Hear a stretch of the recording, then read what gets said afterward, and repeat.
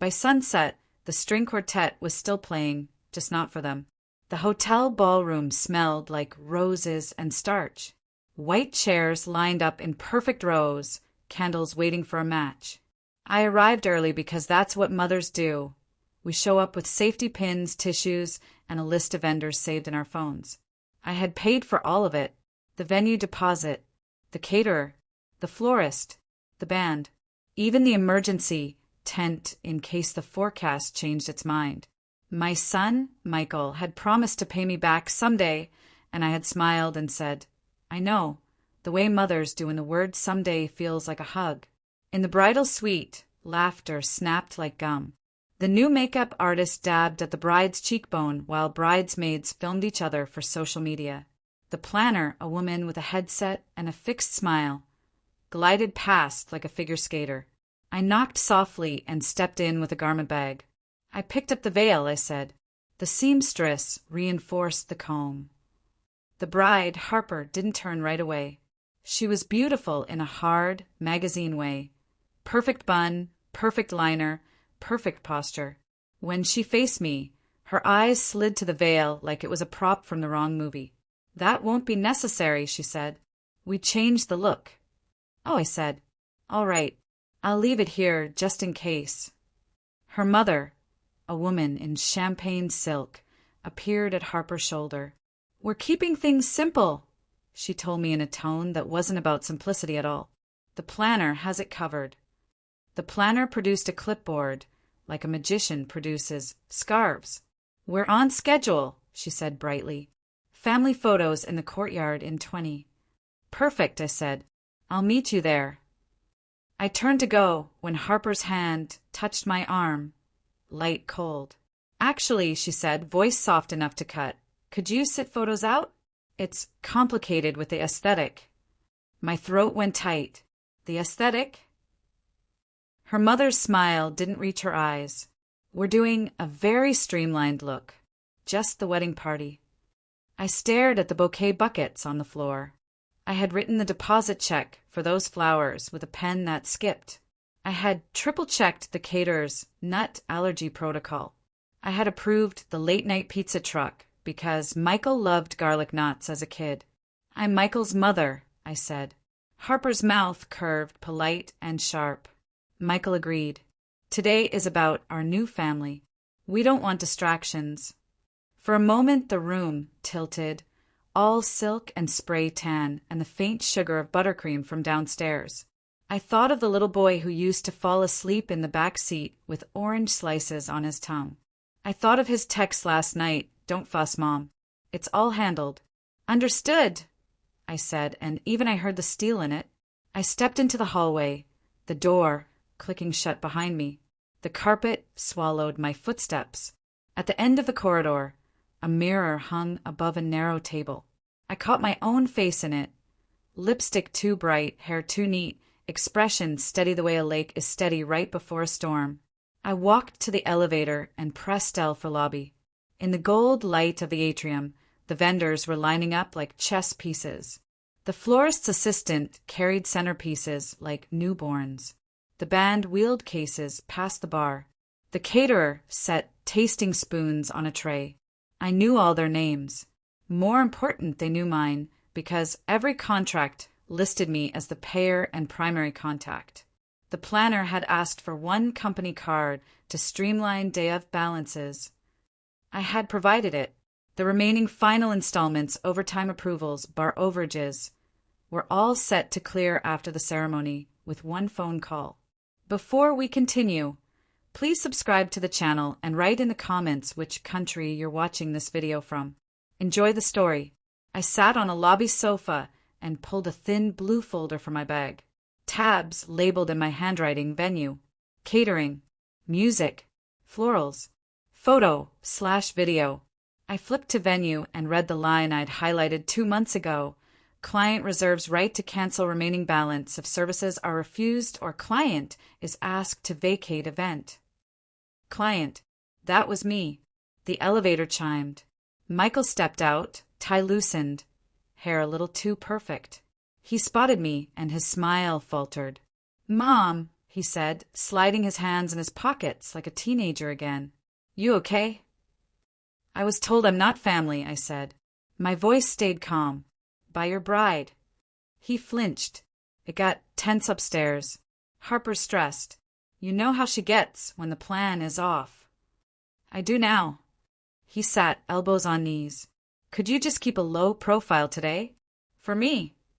If I'm not family, I said, then I'm a vendor.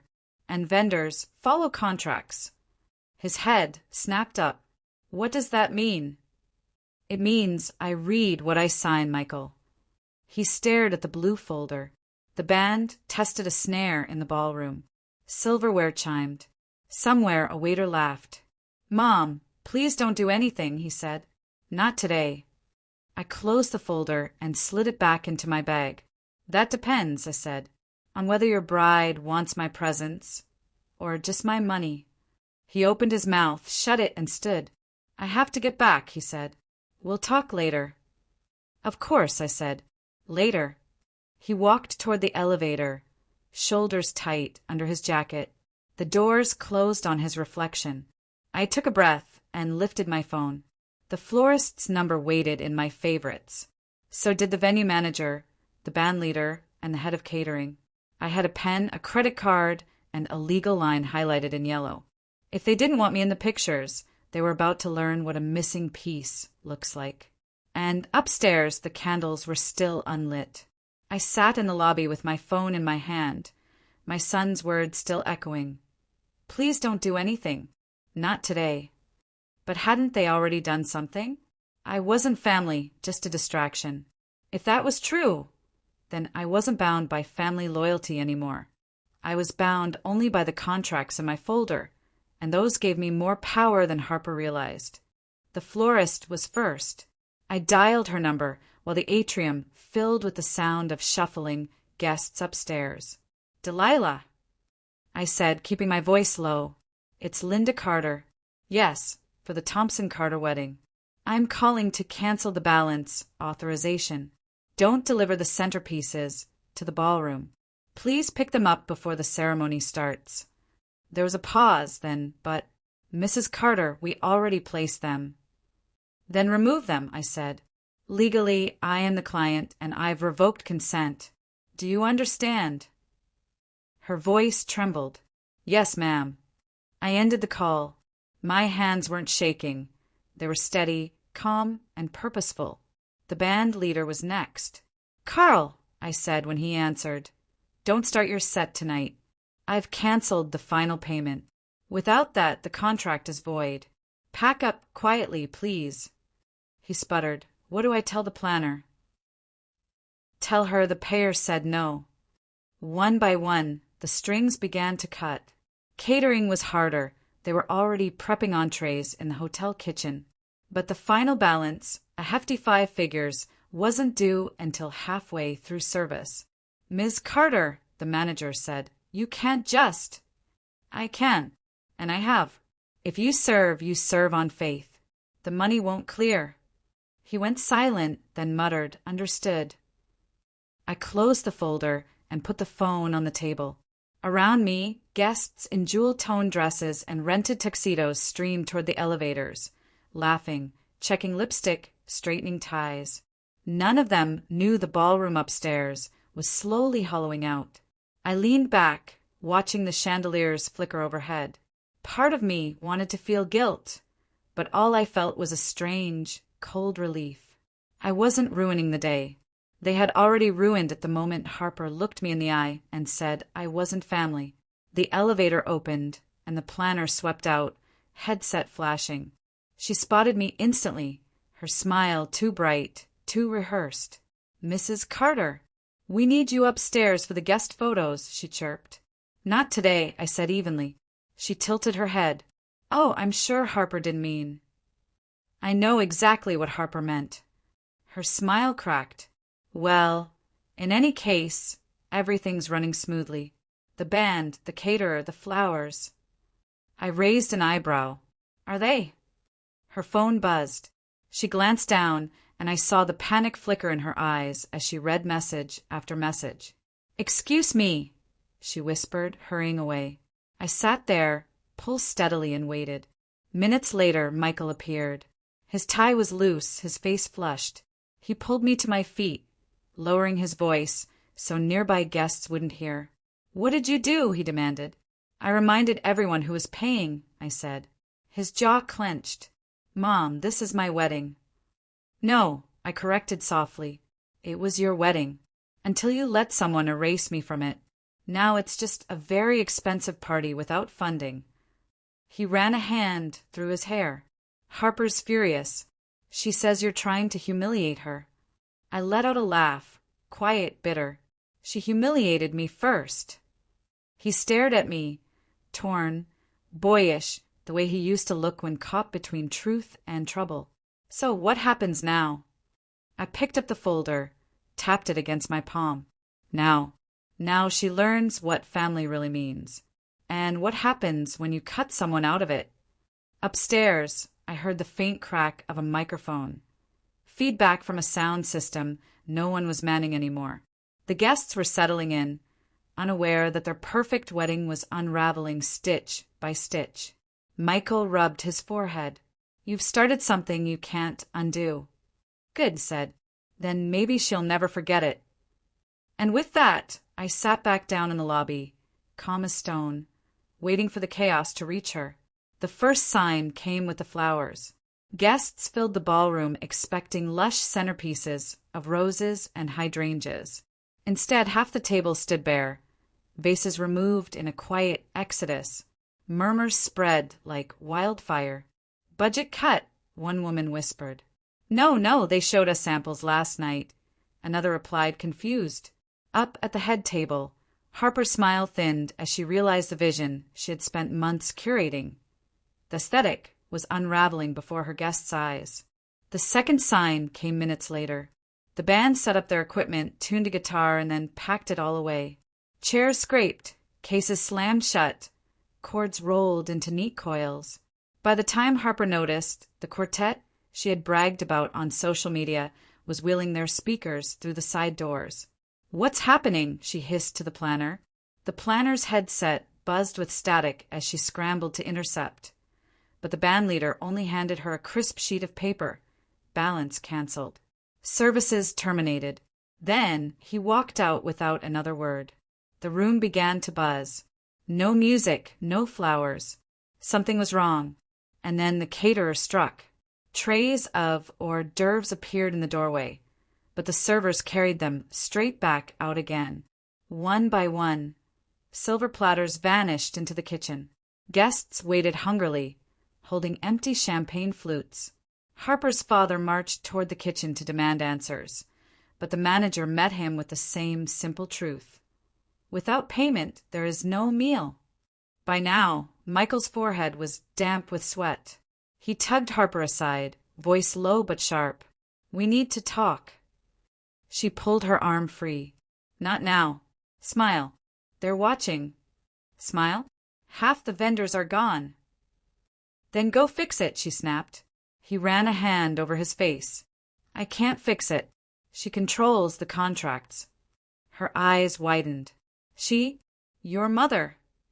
He didn't answer, but his silence was louder than anything else in the room. Meanwhile, I sat calmly in the lobby, listening to the faint echoes of chaos drifting down the hall. Guests shuffled, voices rose, and the planner's heels clicked frantically across marble floors. My phone buzzed again with calls from numbers I recognized: florist, planner, caterer. But I let them all go unanswered. Finally, the elevator doors opened and out stormed Harper herself. Her veil was tilted, lipstick smudged from biting her lip. She spotted me instantly. "You!" she hissed, striding across the lobby in stilettos that stabbed the carpet. "What have you done?" I closed the blue folder gently. "I canceled the payments." Her mouth dropped open. "You can't just." "I can. I'm a client. Every contract has my signature." Her cheeks flushed crimson. "You're ruining the happiest day of my life." I tilted my head. "You ruined at the moment you told me I wasn't family." For a moment, she looked like she might slap me, but she didn't. She just stood there, trembling before spitting out, "You'll regret this. Michael will never forgive you." I stood adjusting my coat. Maybe. But at least I won't be paying to erase myself from his life. Before she could reply, Michael appeared. His tie hung loose, his eyes wide with desperation. "Mom, please," he begged. "The guests are restless. Harper's breaking down. Just put the payments back." I studied him. My son. The boy I raised, now a man standing between loyalty to me and devotion to a woman who had tried to cut me out. "You want me to save this wedding?" I asked. "Yes," he whispered. "Please." I searched his face for the boy who once clung to my hand in crowded grocery stores, who once built towers of blocks and cried when they toppled. That boy had grown into a man who let someone else decide his mother was disposable.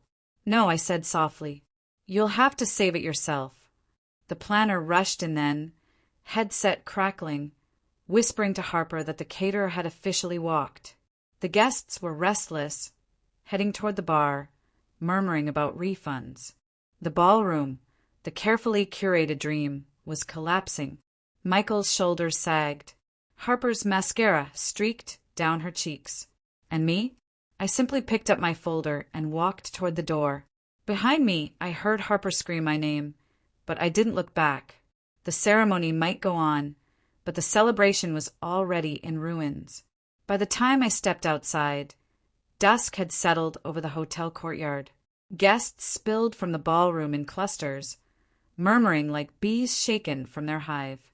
Some clutched their coats, others their half-empty glasses of wine. The air smelled of roses and candle wax that had burned for nothing. One older guest leaned toward another and whispered loudly enough for me to hear, "No food, no music, no flowers. What kind of wedding is this?" I kept walking, my heels steady on the pavement, though my heart pounded. Inside, I had left behind a ballroom of chaos. Outside, I walked into the storm it created. Near the valet stand, I paused. Through the wide glass windows of the ballroom, I could see Harper standing on the stage where vows were meant to be exchanged. Her gown glittered under the chandeliers, but her posture was broken. She gripped the microphone, pleading with guests to stay. Michael stood a step behind her, face pale, jaw clenched. But the guests weren't listening. They were leaving. Some shook their heads. Others muttered about refunds. And a few I noticed cast looks of sympathy, not at Harper, but at me. The planner stormed out the side door, headset dangling uselessly around her neck. She spotted me instantly, her face flushed. "You've destroyed my career," she hissed. I met her eyes calmly. "You destroyed at the moment you sided with Harper instead of the person paying you." Her lips pressed tight, and she turned away, muttering into her phone. I thought about leaving right then, sliding into my car and never looking back. But before I could, Michael burst through the doors. He looked around, spotted me, and hurried over. "Mom," he said, his voice ragged. "Please, just help us. Please."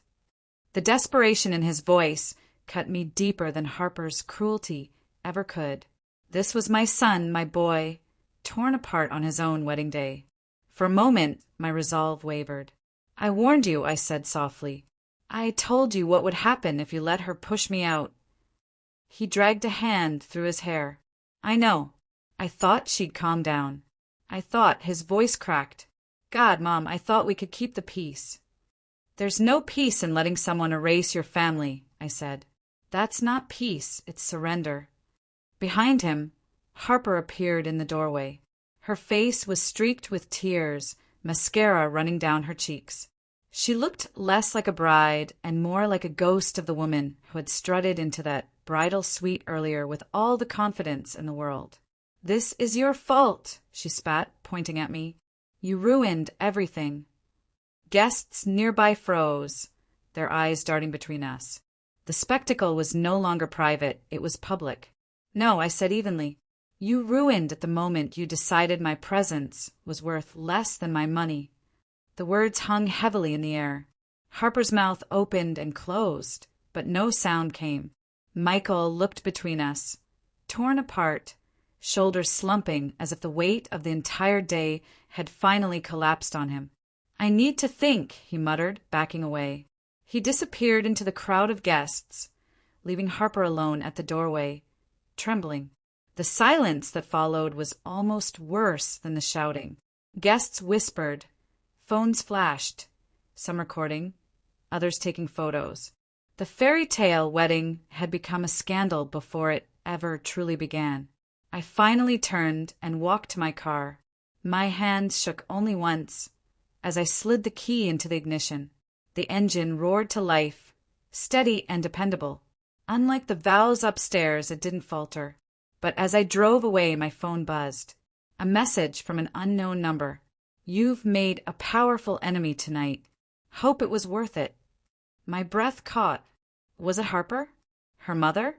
Someone else? I gripped the wheel tighter and kept driving, because deep down, I knew the war hadn't ended. It had only just begun. The next morning, the news had already traveled faster than I could drive. A local gossip blog posted, "Lavish hotel wedding ends in chaos. Guests leave hungry." Someone had uploaded shaky phone footage of Harper screaming in the doorway, mascara streaked, while guests shuffled out. My name wasn't mentioned, but the story was everywhere by breakfast. I sat at my kitchen table with coffee gone cold, staring at my phone as message after message buzzed through. Some were sympathetic, old friends, neighbors, people who had been at the wedding and whispered their support as they slipped out. Others were less kind, demanding to know why I had ruined my son's big day. By noon, Michael showed up at my door. His suit was wrinkled, his eyes bloodshot, his tie shoved into his pocket. He didn't knock. He just opened the door with the key I had given him years ago and never got back. "Mom," he said, his voice raw, "we need to talk." I gestured to the chair across from me. "Sit." He did, burying his face in his hands. Everything fell apart. Harper's furious. Her parents are threatening to sue. Guests are demanding refunds. And I don't even know what to say to anyone. I sipped my coffee steady. Maybe start with the truth. Tell them you married someone who thought money mattered more than family. He lifted his head, eyes red. "You didn't have to go that far. You humiliated me." "I protected myself," I said, calm but sharp. "You stood by while your bride erased me. Do you know what that felt like? To be told, on your wedding day, that you're not family anymore, that my presence was a distraction." His jaw tightened. "She didn't mean it like that." "Michael," I said softly, "yes, she did." The silence stretched. He broke it first. "She says it's me or you. She won't forgive what you did. If I stay with her, she doesn't want you in our lives." My heart squeezed, but I didn't flinch. "Then you'll have to choose. Not because I want you to, but because she already forced that choice the moment she opened her mouth."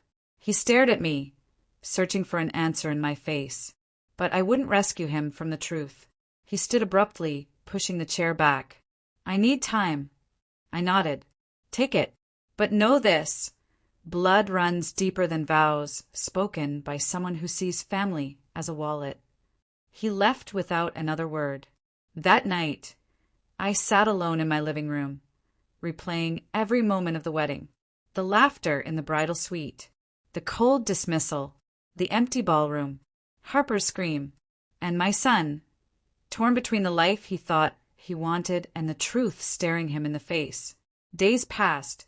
The story didn't fade, it grew. Vendors whispered.